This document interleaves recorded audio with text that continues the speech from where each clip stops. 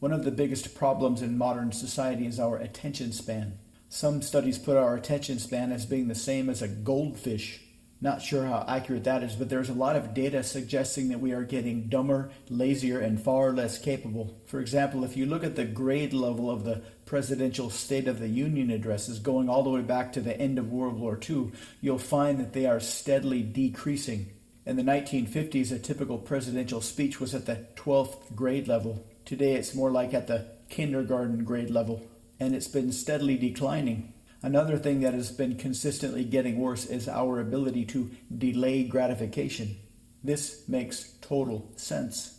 Imagine being alive 100 years ago. No TV, not a lot of radio. Everything you could know about the world would have to be read and understood and remembered. Naturally, people back then were much more informed from inside their own brains.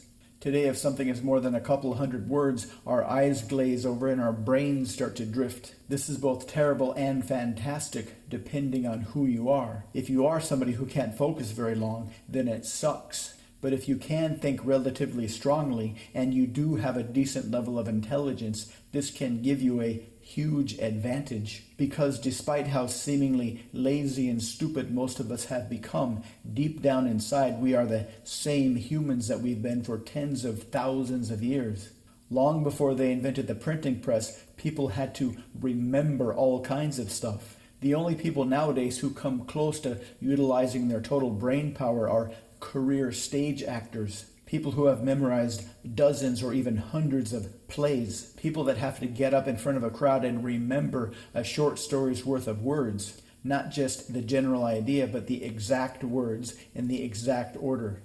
And not the simple conversations that you see on TV. Very well-written words like Shakespeare. Even better, they have to say them congruently. This means they have to remember them intellectually and emotionally. Ancient storytellers did the same thing.